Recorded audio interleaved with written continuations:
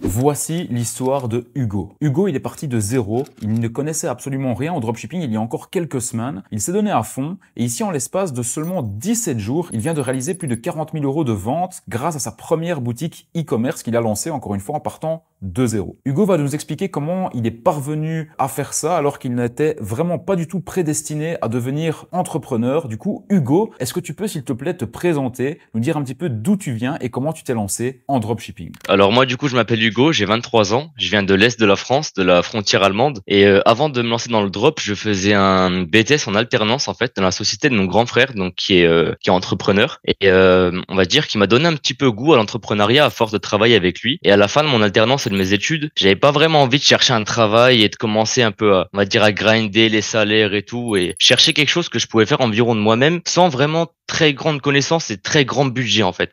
Et en cherchant sur internet, évidemment, la réponse à ça, c'était directement le dropshipping. C'est ce que j'ai vu partout. Mais j'avoue qu'au début, le dropshipping, ça me paraissait être vraiment un truc où tout le monde en parlait comme s'ils en vendaient du rêve, comme si c'était quelque chose, on va dire, le moyen miracle de changer ta vie du jour au lendemain et tout. Et on va dire que d'abord, j'avais un avis assez... j'étais assez réticent en fait quand je pensais au drop. Je voulais pas vraiment me lancer là-dedans. Et à force de voir différentes personnes qui parlaient de ça, j'ai fini par tomber du coup sur l'équipe de Lucas et de ses amis qui m'ont fait un peu changer ma vision du drop parce que du coup, bah, vous m'avez clairement parlé de ça d'une manière un peu différente de tout le monde. C'est pas vraiment, vous venez pas nous dire ouais demain tu seras millionnaire si tu prends notre formation tout à l'heure. Vous dites clairement les choses, il faut persévérer, il faut travailler, il faut suivre les process et tout. Et bref, ça m'a donné beaucoup plus confiance que toutes les autres personnes qui m'ont parlé de dropshipping sur internet. Et j'ai un peu changé mon avis là-dessus. J'avoue que j'ai pas tout de suite pris votre formation. J'ai commencé d'abord à essayer de moi-même un peu gratuitement en regardant vos vidéos YouTube et un peu toutes les vidéos que je trouvais sur YouTube. Ah, ça a pas marché. J'ai quand même vite fini par vous contacter et prendre votre formation. Et ouais, bah après quelques semaines ou mois de persévérance, ça a fini par payer. Et puis bah aujourd'hui, je fais du beau chiffre assez souvent. Je tourne à plusieurs milliers de chiffres d'affaires par jour et je suis totalement satisfait de votre formation. Je suis super content d'avoir, on va dire, franchi le pas, tu vois. J'ai été hésitant longtemps, j'ai eu beaucoup de doutes et là aujourd'hui j'ai plus aucun regret d'avoir changé le pas, franchi le pas, pardon. Ok, bah écoute, intéressant. Et pour revenir peut-être au début, ce qui t'a donné le déclic, c'est quoi qui t'a donné le déclic de te dire en fait qu'il y avait des chemins alternatifs, donc tu vois qu'il n'y avait pas seulement le chemin d'avoir son diplôme, d'aller postuler pour un patron, etc. Est-ce que c'est vraiment le fait d'avoir vu ton frère en fait exercer son métier au quotidien qui t'a fait prendre conscience que toi aussi tu pouvais être Alors, entrepreneur ou quoi? on va dire que ça a eu un gros impact, mais j'avais déjà un petit peu cette idée en tête de moi-même à force de voir sur Internet. Il y a beaucoup de gens qui nous disent qu'on peut faire des choses par nous-mêmes et tout. Donc on va dire que j'avais un peu cette idée en tête, mais le fait de voir mon grand frère dans son travail et le fait qu'il développe sa société et tout, on va dire que ça a appuyé grandement ça le montrait un peu réellement quoi. Sur Internet, il y a beaucoup de gens qui nous disent des choses. Là, j'ai vu les choses. Et en fait, ça m'a encore plus motivé à me lancer dans une entreprise finalement. Et donc tu dis que tu es tombé sur le dropshipping directement. Et moi, c'est vrai que bah, tu vois, je dis souvent, franchement, si vous voulez juste faire de l'argent, donc juste gagner de l'argent, mais que vous êtes absolument pas passionné par le e-commerce et tout, franchement, ne vous lancez pas. Il faut quand même avoir, on va dire, un feeling avec le e-commerce et se dire, ok, je sens que j'ai quand même envie en fait de vendre des produits, de faire du marketing, d'avoir ma propre boutique en ligne. Pourquoi pas après partir. Effectivement, je trouve que, Toi, c'est quoi que tu as pardon. pensé du coup au début? T'avais déjà ce feeling-là pour le e-commerce? Comment tu t'es positionné par rapport à ça quand tu as vu le drop au tout début, quoi? Bah, au tout début, j'avoue que les premières impressions que j'ai eues, c'est que c'était une machine à sous dans laquelle on vient, on met quelques pièces et bling bling bling et on a plein d'argent qui vient. Évidemment, c'est la mauvaise idée que je me suis fait de dropshipping, quoi. C'est l'idée que je me suis fait des gens qui en parlent, on va dire soi-disant mal sur Internet. Et au final, bah j'ai vu qu'il fallait quand même travailler et tout, et je savais que c'est quelque chose dans lequel j'allais devoir m'impliquer et que ça allait partiellement changer ma vie quand même, changer mes habitudes, que j'allais devoir prendre de nouvelles habitudes et tout pour m'occuper de ma boutique, mon SAV et tout, et bah que j'allais devoir me mettre à réfléchir, à travailler différemment. Et bah je savais que c'était quelque chose qui allait avoir un impact sur ma vie, et il a pas été négatif l'impact. J'ai dû travailler, j'ai dû me donner du mal, mais ça n'a pas été un impact négatif. J'ai largement préféré me donner du mal seul de mon côté, à galérer un petit peu ces derniers mois, que quand je travaille pour un patron et que je me donne du mal, mais pas pour moi, quoi, et qu'à la fin je vois le salaire tomber, mais Ouais, c'est ça. voilà. Et là, du coup, pour bien comprendre, en fait, tu as lancé donc du coup ton projet de dropshipping en parallèle justement d'un boulot, ou bien là, du coup, tu étais sans travail quand tu t'es lancé en drop? Alors, à la fin de mon alternance, en fait, je savais pas trop ce que j'allais faire après. J'hésitais à la fin de mes études à commencer à chercher un travail et tout, ou bien à continuer peut-être à travailler avec mon frère faire et tout. Et c'est vraiment ce moment où j'étais un peu libre de choisir en fait ce que je voulais faire par la suite et où je me suis dit je vais rien lancer d'autre, je vais pas être dans un autre travail. J'avais un petit peu de budget de côté, je pouvais profiter du chômage et des aides en France et tout. Et je me suis dit bah là il y a rien qui me retient en ce moment. Donc c'est vraiment le moment où je peux me dire allez, je mets tout mon énergie là-dedans, je mets tout mon temps là-dedans, je m'y consacre à 100% pour vraiment me dire j'ai pas le choix. Dans tous les cas, je me lance là-dedans. Si je veux de l'argent, il faut que je réussisse. Et sinon, bah j'ai pas d'argent. Donc ça me laissait presque. J'étais un peu dans une. Après, je me suis mis dans une impasse tout seul en fait. Je me suis mis dans l'impasse du drop en mode allez hop j'y vais. Et dans tous les cas, j'ai pas d'autre choix que de taper dedans et de réussir quoi. Ah, super intéressant ça, parce que c'est vrai que parfois il y a des gens qui se disent bah je vais me lancer en parallèle, mais j'ai aussi encore un autre taf en parallèle, donc ils se disent en fait en travaillant genre vraiment 1 heure par jour de temps en temps ça va le faire. Mais voilà, moi je suis du même avec toi. Si tu veux vraiment avoir du succès dans un domaine, il faut quand même te donner à fond, à 100%, et pas te mettre à 50% et pas te mettre des barrières toi-même. C'est te dire voilà, j'ai qu'une option, c'est de réussir en fait. Et je pense, pour moi, je pense que tu me diras justement ce que tu en penses, hein, mais je pense que la réussite en dropshipping, il y a quand même, pour moi, c'est 70% voire 80%, c'est du mindset quoi. Bien sûr, tu as la stratégie, il faut avoir accès à la bonne stratégie, ça c'est sûr et certain. Mais si t'as pas le bon mindset et que tu te mets pas une rigueur et une discipline en place tous les jours, ça va être compliqué d'y arriver quoi. Parfois, tu as des gens qui vont se lancer pendant 2 jours, ils vont tester même pas un produit et ils vont abandonner parce qu'ils vont avoir un problème, ils vont pas savoir comment relier leur processeur de paiement à Shopify ou des bêtes trucs comme ça qui vont leur mettre des barrières et du coup, ils vont arrêter d'avancer quoi. Hop, je mets juste une petite pause sur la vidéo pour te dire que ce mardi à 19h, j'organise une conférence exclusive sur le e-commerce dans laquelle je serai en live pendant 60 minutes. La conférence est 100% gratuite. Tu as le lien qui se trouve en description pour t'inscrire. C'est le premier lien qui est en description. Et dans cette conférence, je t'expliquerai vraiment comment est-ce que toi aussi, en partant de zéro, eh bien, tu peux te lancer en dropshipping et comment est-ce que toi aussi, tu peux commencer à créer ton site, à trouver ton produit gagnant et à lancer tes publicités pour toi, eh bien, commencer à développer un complément de revenu, voire même à remplacer totalement ton revenu grâce à l'e-commerce. Donc, n'hésite pas à t'inscrire. C'est le premier lien qui se trouve en description. Et attention, le nombre de places est limité. Il y a seulement 500 personnes qui pourront se connecter ce mardi à 19h. Donc, n'oublie pas de t'inscrire rapidement avant qu'il ne soit trop tard. Et pour toi, si tu devais donner justement un conseil à un débutant qui, là maintenant, a envie de se lancer, qui va se lancer, ce serait quoi vraiment le conseil numéro 1 que tu lui dirais pour qu'il ait du succès à tout prix, quoi? Alors moi, le plus grand conseil que je peux donner, c'est ce qui m'a été le plus utile, ce que m'ont le plus répété mes coachs, et vraiment c'est ce qui a fait le plus de sens pour moi, c'est de vraiment se dire que il faut que je persévère parce que dans tous les cas, le chemin qu'on m'a indiqué, il va mener à un objectif. Et tant que je persévère sur ce chemin, eh ben je vais arriver à cet objectif simplement. Et j'avoue que à force de faire du testing et de pas trouver de winner, parce que j'ai mis quand même 21 produits, je crois, chercher à trouver mon winner. Je sais pas si c'était un manque de travail ou de chance ou de connaissances ou j'en sais rien du tout, mais dans tous les cas, ça n'a pas marché pendant longtemps. Et tout ce que me disaient mes coachs, c'est t'en fais pas, continue, faut que tu continues à bosser, persévère dans le truc, ça va finir par tomber. Et même si parfois ma motivation baissait un petit peu, bah je continuais quand même à garder espoir. Je me disais non mais ça peut pas être ça, ça peut pas être que ça. Je suis sûr que ça va finir par tomber un jour. Et ben en fait c'est vraiment ça. Il y a plusieurs phases auxquelles on va commencer à douter à chaque fois qu'on aura un petit problème ou un autre. Et le plus dur c'est de dans chacune de ces phases se dire que, enfin ne pas laisser tomber finalement et continuer à persévérer, se dire que ça va finir par payer quoi. J'ai l'impression que le plus grand secret c'est ça parce qu'au final toutes les autres soi-disant clés du succès en e-commerce vous les fournissez. La seule clé qu'on doit, enfin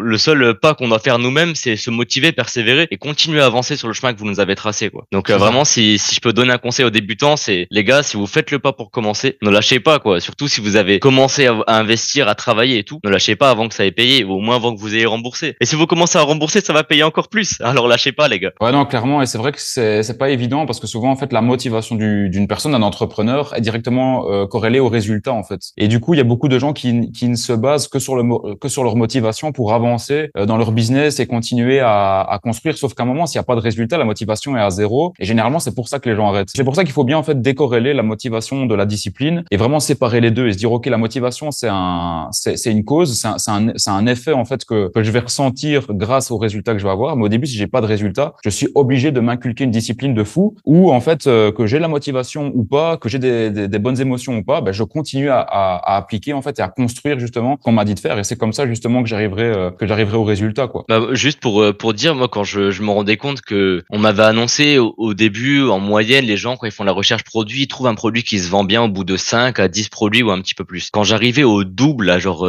15 ou 18 ou 20, j'avoue que là fallait vraiment que j'aille l'encontre de mes pensées pour réussir à quand même continuer à travailler alors que dans ma tête je me disais le point de repère que j'avais c'était la dizaine de produits testés. Quand je suis arrivé au double je me suis dit mais qu'est-ce qui m'arrive, j'ai pas de chance ou qu'est-ce qui se passe, je vais jamais réussir tu vois. Et le fait de réussir à aller à l'encontre de ça c'était vraiment le plus dur. En fait, plus je m'avançais dans l'échec en fait plus c'était compliqué de continuer à avancer on va dire. Mais j'ai quand même persévéré, hein. Je me suis retourné le cerveau presque tout seul en me disant allez, il faut que je continue, il faut que je tape dedans, et puis Ouais, c'est bien. ça a payé.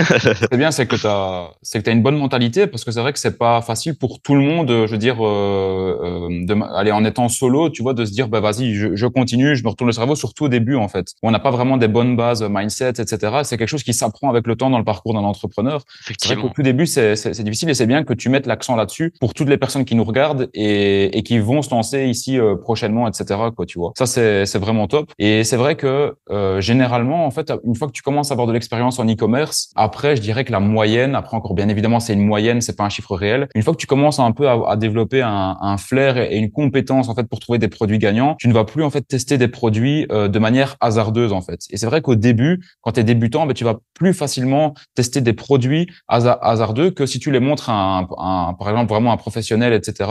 Mais lui ne va peut-être pas les lancer tout de suite. Donc il faut vraiment passer par cette phase-là. Et c'est comme ça qu'au fur et à mesure, ben, le dropshipper va développer justement comme ça une vision de savoir ok, ce produit-là, je peux déjà sentir à l'avance s'il va fonctionner ou pas. Alors c'est pas sûr à 100%, mais au fur et à mesure avec l'expérience, on arrive comme ça à installer un filtre qui nous permet de savoir directement si ce produit-là va mieux fonctionner qu'un autre, quoi. Je trouve même que avec l'expérience qu'on développe par la suite, cette espèce de flair qu'on a pour les produits, on l'a aussi pour le type de créatif, pour les hooks, pour les Exactement. pages produits. Et au final, il y a tout qui commence à s'aligner à la fin et on voit un peu tout ce qui marche pas. Parce qu'au final, on Exact. teste les produits, mais on teste aussi un type de créa, on teste aussi un type de page produit. À chaque fois, il y a plein de choses différentes qui sont dans notre testing. Et au final, on voit plein de choses qui marchent, mais pas seulement au niveau du produit, aussi au niveau de l'accroche et plein de choses.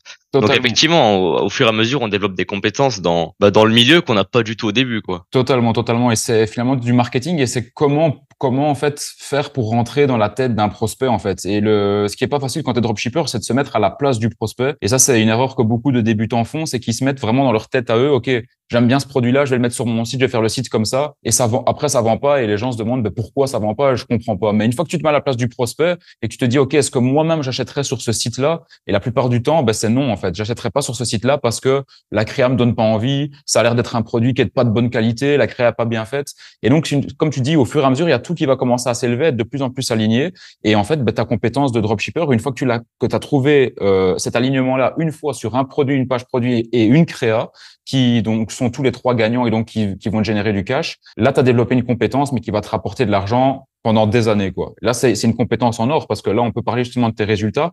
Là, toi, tu viens de commencer justement à avoir des résultats intéressants, hein, vraiment. Là, tu as combien de chiffres d'affaires? Tu es entre 25 et 30 Au, k environ, c'est au ça? total, je suis à 35 à 40K. Je pense plus 40K actuellement, ouais. Bah c'est top, hein. Franchement, 40K, on s'est vu justement il y a quoi? Il y a 3 semaines, je pense, au Meetup à Ouais, Bruxelles. 3 semaines exactement. Voilà, que j'avais organisé donc pour tous les membres justement de notre accompagnement. D'ailleurs, bah, c'était top d'avoir pu te rencontrer, d'avoir pu rencontrer d'autres membres, etc. Et là, tu étais justement au début, si je dis pas de bêtises, où ça commençait. Là, je commence à chiffrer, c'est ça. C'est le moment où j'avais un peu fermé la première boutique, où j'avais isolé mon produit sur une autre boutique et j'étais en train de commencer à faire tourner la deuxième boutique avec le produit isolé, en fait, sur une boutique Ah, de niche. ouais, c'est Et ça. donc j'avais un peu mis tout en pause et depuis bah ça a redécollé, ça vend encore mieux que sur la première boutique finalement. Bah c'était le but quoi. Ouais, ouais, c'est top, hein. Franchement, c'est top. Et ça a été quoi un peu, je veux dire, ta réaction et ce que tu as ressenti quand tu as commencé à avoir ton premier produit qui a pris, tu vois, et être passé par tous ces jours-là, parce que je sais comment sont les émotions quand tu génères du cash, que tu te dis putain, ça marche enfin, c'est fou, quoi, tu vois. C'est quoi que tu as ressenti à ce moment? Alors, j'avoue que j'ai pas tout de suite été super heureux parce qu'en fait, il y a eu plusieurs périodes de mon testing où j'ai eu des bêtes de statistiques sur un produit où j'ai plein de marqueurs qui me disaient c'est good et où, enfin, c'est arrivé une ou deux fois et où au final, j'ai eu un petit problème de sourcing ou un petit problème sur le Mhm. produit qui n'était pas de bonne qualité et tout et au final, j'ai eu, on va dire, un faux winner quoi. Et donc là, en ayant eu ce winner là, même si cette fois-ci tout était good vraiment et que je savais presque que le produit était de qualité, j'ai quand même eu du mal à me dire c'est bon, l'argent va vraiment venir parce que tu vois les autres fois j'ai fini par perdre de l'argent, au final j'ai dû rembourser et tout. On va dire que du moment que je sentais pas le truc vraiment safe et que genre j'ai vraiment l'argent sur mon compte, j'ai eu du mal à vraiment me réjouir, tu vois. Mais au Mhm. fur et à mesure que je vois que les ventes continuaient,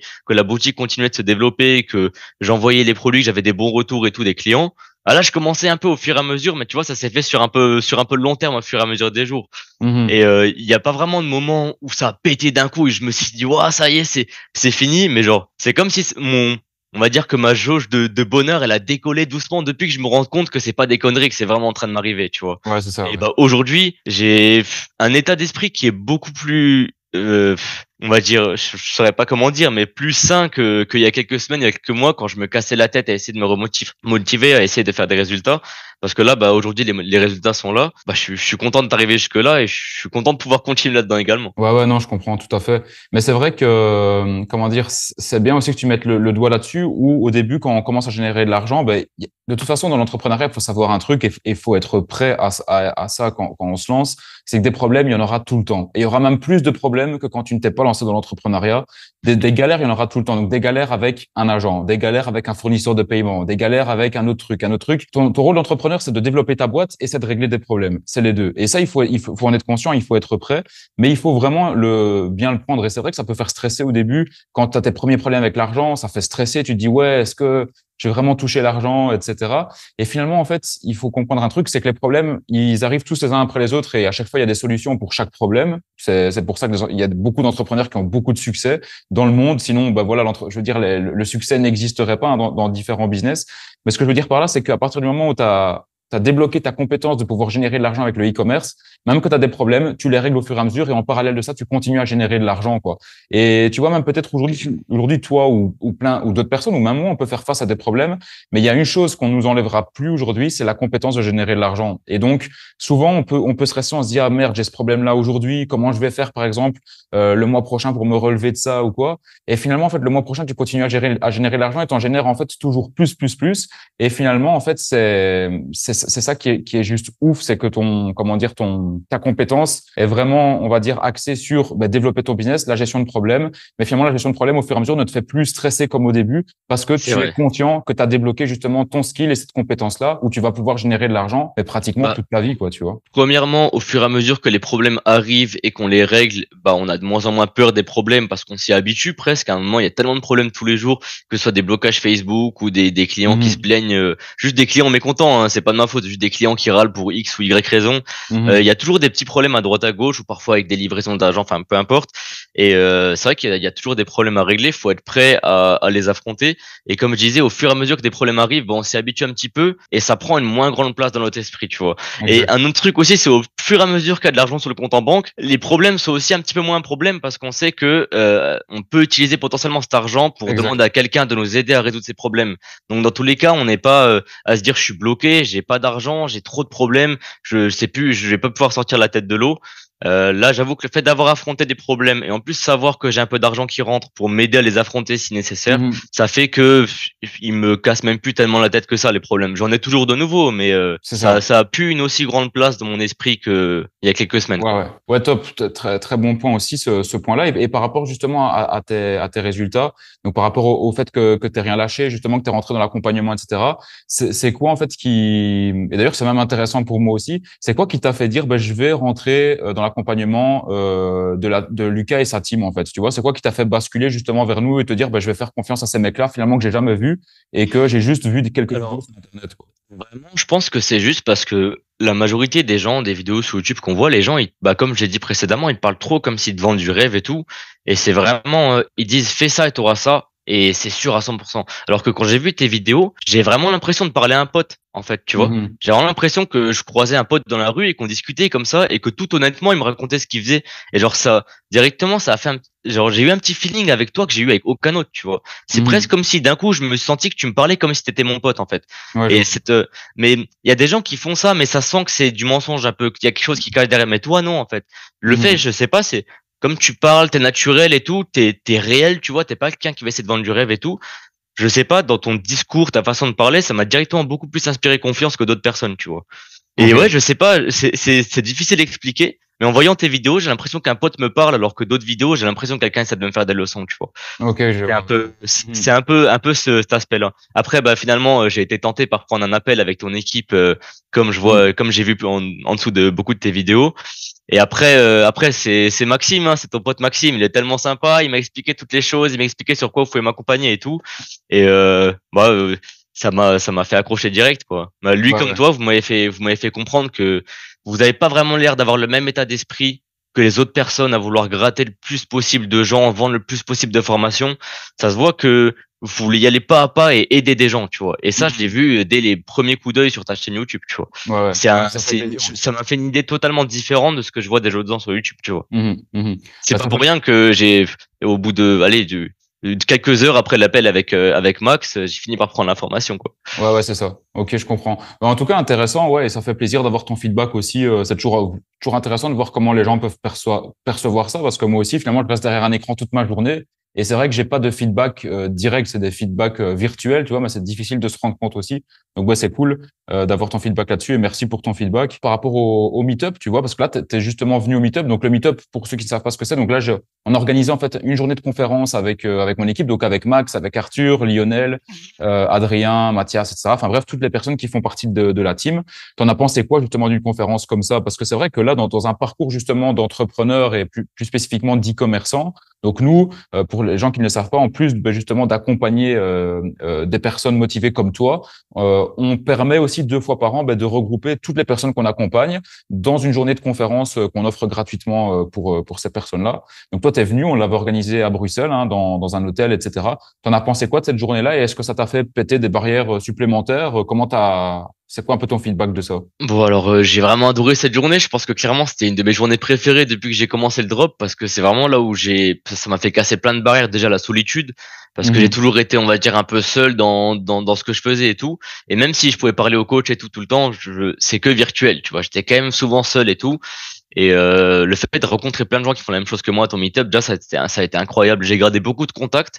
Je discute même régulièrement avec beaucoup des gens avec qui j'ai parlé à ton meet-up, quoi. Et C'est top, ça. je me suis fait même pote avec quelques-uns d'entre eux. Et le fait de pouvoir parler de tout ça en réel, découvrir des gens qui font pareil que toi, avoir des conseils de gens comme vous qui peuvent nous aiguiller sur certaines choses, ça ça m'a fait vraiment kiffer. Honnêtement, je sais pas comment le dire, mais c'était une journée très instructive. J'ai déjà Mhm. participé à des événements style business dans mon ancien travail, mais ça m'a largement pas autant intéressé que celui-là parce que bon, en même temps, c'est un domaine dans lequel j'ai un peu travaillé. Et bah franchement, c'était super cool. J'ai adoré ce meet-up. J'ai super hâte qu'il y en ait un Ok. autre. Et bah, hâte de revoir les gens que j'ai peut-être vus à l'ancien meet-up, les revoir potentiellement dans 6 mois. Ouais, c'est ça, et de faire un point 6 mois après pour voir un peu l'évolution de chacun. Et Effectivement. c'est top à ce niveau-là. Après, j'ai eu d'autres déclics, mais je vais pas rentrer dans les détails. Mais évidemment, il y a certains points de chaque conférence, de chaque personne qui m'a fait soit apprendre des choses, soit me voir des choses d'une façon différente. Mhm. Et je ressors quand même en ayant appris des choses, c'est sûr. C'était pas juste un plaisir, c'était Ouais, aussi bien très sûr. instructif. Ouais. Mais c'est très nourrissant d'avoir en fait une perspective du e-commerce qui finalement en fait est différente chez chaque personne, même si on avance tous dans la même direction, on a tous une perspective à un moment donné qui est différente et qui vient nous nourrir pour être encore meilleur dans son business, quoi, clairement. Donc ouais, et toi justement, donc là tu as atteint donc plus ou moins 40 000 € de chiffre d'affaires, tu m'as dit. C'est quoi tes objectifs ici maintenant pour les prochains mois? Parce que franchement, je vois que t'as un bon mindset là, tu vois, même si tu t'es lancé il y a pas longtemps, etc. Je vois que c'est déjà bien carré dans ta tête pour le moment. Tu t'arrives à bien faire face aux problèmes et tout. C'est quoi maintenant, je veux dire la vision que tu as et les objectifs que tu as pour les prochains mois, quoi? Alors, comment le process et tout, je sais pas encore, mais je vais continuer à développer ma boutique. Pour le moment, j'ai fait du coup 40 000 € de chiffre d'affaires avec un seul produit. Donc, j'aimerais bien réussir à continuer à développer cette boutique avec d'autres produits dedans. Donc, je vais refaire des testings sur des produits de la même niche, Mhm. essayer de faire un maximum d'upsell, d'augmenter mon taux de conversion au maximum sur la boutique. Donc, la rentabiliser au maximum finalement. Par la suite, pourquoi pas ouvrir une boutique sur une autre niche pour recommencer à faire d'autres testings. Pourquoi pas une nouvelle boutique généraliste comme j'avais au début juste pour tester plein de types de produits. Et j'ai aussi l'intention d'ouvrir la boutique que j'ai actuellement à d'autres marchés. Donc j'avoue que pour la suite, je sais pas, je me pose plein de questions entre la TVA, les États-Unis, l'Europe, comment est-ce que je vais faire? Je suis totalement perdu encore là-dedans. Mhm. Mais ouais, donc je compte rouvrir cette même boutique soit à l'anglophone, soit dans différents marchés européens. Ok, je vois. Je vois parfait. Et tu as Donc, déjà genre, un objectif chiffré en tête ouais. j'avoue que j'ai déjà tellement dépassé mes espoirs de chiffre depuis le début que j'ai aucune idée du chiffre que je pourrais Mhm. imaginer. Parce qu'en fait, avec le scaling, c'est pas genre tu scales un petit peu, ça va faire ça. J'ai l'impression que ça part vraiment. Au Ouais. fur et à mesure que tu scales, tu auras plus d'argent, tu vas scale. C'est difficile d'imaginer combien est-ce que je vais pouvoir faire. Tu vois, ça dépend de mon scaling, mes produits, de ce que je teste. Mhm. Je saurais pas dire combien est-ce que j'espère faire, mais je pense faire beaucoup plus, quoi. Ouais, ouais, ouais, je vois. Je vois, bah, t'es bien parti. En tout cas, il y a pas de raison. Pour moi, à partir du moment où tu as fait 40 000 €, il faut juste rajouter un ou quelques zéros derrière et tu vas arriver à 400 000. C'est facile à dire, bien évidemment, mais si tu as fait 40 000, tu sais générer 80, tu sais générer 120, tu sais générer 160. C'est juste dupliquer et comprendre comment faire pour passer le step supérieur, en fait. Le plus dur, c'est le step 1, en fait. C'est de passer de 0 à 1. Si t'es passé de 0 à 1, après, tu peux passer de 1 à 10 sans aucun souci. C'est juste toujours à chaque fois reconditionner ton cerveau et te dire, OK, quelles sont les actions que je fais aujourd'hui que je vais pouvoir remplacer par des nouvelles actions pour passer au step numéro 2, en fait. C'est tout le temps comme ça, changer, en fait, les actions qu'on fait au quotidien pour pouvoir passer au step numéro 2. Et ouais, c'est comme un jeu, en fait. C'est comme une échelle. C'est OK, je suis à l'échelle numéro 1, je passe à l'échelle numéro 2, mais donc je dois changer mes habitudes, mes actions. Et c'est comme ça qu'on monte. Mais en tout cas, moi, je fais pas de soucis pour toi vu les beaux débuts prometteurs ici que tu as fait. Et pour conclure justement sur cette interview-ci, tu l'as déjà dit, donc la persévérance pour une personne justement qui se lance à un conseil, etc. Mais si en face de toi, tu avais un gars qui est dans sa chambre, par exemple, qui vit chez ses parents, qui est seul, il y a personne autour de lui qui est entrepreneur, tu vois, et qui te dit, mec, j'ai envie de faire de l'e-commerce, mais je sais pas, ce serait quoi, genre vraiment un autre conseil que tu lui donnerais, quoi. Euh, alors c'est compliqué parce que tu vois, je m'imagine si je me vois moi 6 mois en arrière, qu'est-ce que je me dirais par exemple? Voilà, par exemple. Bah, alors ça, c'est un exemple pour moi parce que ça a pas marché. Je sais pas si je redirais vraiment ça, mais je pense que je dirais déjà de pas perdre de mois, essayer de faire du robe gratuitement parce que je vais perdre du temps parce que j'avais pas les connaissances clairement. Mhm, Après bon, je sais pas si je dirais ça à tout le monde. Ça se trouve, ça peut marcher pour certains, tu vois. Mais je sais que si moi, dans mon cas, je reviens 6 mois en arrière, je me dirais ça, tu vois. J'essaierais de mhm, m'envoyer directement vers ton équipe plutôt, tu vois, mhm, dans le parcours. Et honnêtement, si je dois dire quelque chose à quelqu'un qui veut se lancer, c'est que les gars, les seules limites que vous avez dans la vie, c'est celles que vous mettez vous-même. Il n'y a pas vraiment de limite. Si vous voulez aller loin dans votre vie, si vous voulez être riche, si vous voulez avoir de l'argent, si vous voulez être libre, vous pouvez le faire. C'est seulement vous qui devez vous en donner les moyens, les gars. Et vous pouvez trouver de l'aide pour avoir ces moyens, comme par exemple l'aide de Lucas Biver et de son équipe, qui peuvent vous donner les clés si vous donnez les moyens pour arriver au succès. Et c'est, j'ai l'impression que c'est comme dans un jeu vidéo finalement, quoi. Si vous mhm. tryhardez, les gars, comme dans un jeu vidéo, si vous tapez dedans, ça va finir par payer, vous allez finir level 100 et vous aurez tout cassé. Bah, c'est pareil dans la vraie vie, les gars. C'est ça. Bah, franchement, top, mec. Je suis totalement d'accord avec toi. Et c'est vrai que pour moi, le business, c'est comme un jeu vidéo, en fait. Le pire, c'est que les gens arrivent à avoir des niveaux de ouf dans les jeux vidéo. Mais quand c'est question de changer son niveau dans sa vie réelle, les gens ont du mal. Comme si, en fait, c'était pas possible d'élever son niveau dans la vie réelle, tellement on nous a mis des barrières depuis qu'on est tout petit, en fait. Et Ouais. vu que les jeux vidéo, c'est un truc virtuel, bon, on se dit, bah là, c'est possible. Je peux avoir un personnage de fou dans mon jeu. C'est virtuel, c'est Mhm. pas la vraie vie. Et dans la vraie vie, on est tellement, genre, bassiné depuis qu'on est tout petit avec des barrières de ouf bah, qu'on se dit non, gagner plus de 3 000 euros par mois ou même 4 000 euros par mois, c'est impossible. Il faut que je fasse de la politique, que je devienne ministre ou quelque chose comme ça, tu vois. Mais, Exactement, ouais. mais c'est abusé, quoi. Ah, pour revenir sur un truc à propos du jeu vidéo, ça me fait penser, c'est vrai que je t'avais même pas découvert sur YouTube maintenant que j'y pense, à la même façon que Mathias, je t'avais découvert sur Spotify. Ah Parce ouais? que j'écoutais des Ok. podcasts du coup dans ma voiture, mais encore quand j'avais mon ancien travail, et Ok. j'écoutais souvent des podcasts que tu sais, je faisais beaucoup de routes, parfois je faisais des livraisons et tout, et Mhm. ça arrivait souvent que je fasse de la route et j'écoutais des podcasts. Et c'est vrai que maintenant que j'y pense, la première fois que je t'ai découvert, j'avais tapé dropshipping sur Shopify et j'étais tombé sur un de tes podcasts. Et je me souviens même que dans ce podcast, je crois que tu étais avec Max et d'autres, et Ouais. vous aviez justement comparé le drop à un jeu vidéo.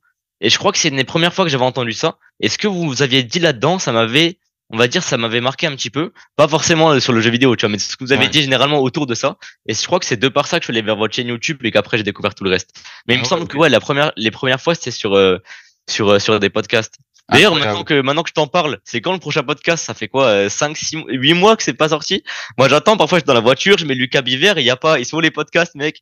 Ouais, non, c'est vrai. En plus, c'est marrant que tu me dis ça. J'ai reçu un message, je crois que c'était hier ou avant-hier sur Insta aussi, d'une personne qui me demandait les podcasts. C'est vrai que je les ai un petit peu laissés tomber, mais il faudrait que je les reprenne parce que c'est vrai qu'il y a peut-être moins de vues sur des formats longs, mais j'ai l'impression que c'est encore plus impactant parce que les gens sont très concentrés, comme tu le dis, en Moi, fait. je les écoute pendant les podcasts d'1 heure, je les écoute focus à fond. Comme dit, je fais d'autres choses à Mhm. côté, soit je suis au sport, soit je suis dans la voiture. Mais je les écoutais comme si j'étais avec vous dans la conversation, hein, clairement. Ouais, ouais, clairement, ouais, non. Mais c'est une bonne info que tu me donnes là aussi et je pense les reprendre aussi, même avec l'équipe, tu vois, échanger sur certains thèmes, en prendre trois, on les éclate pendant 1 heure et demie, tu vois, rentrer bien en profondeur. Ça peut vraiment être pas mal.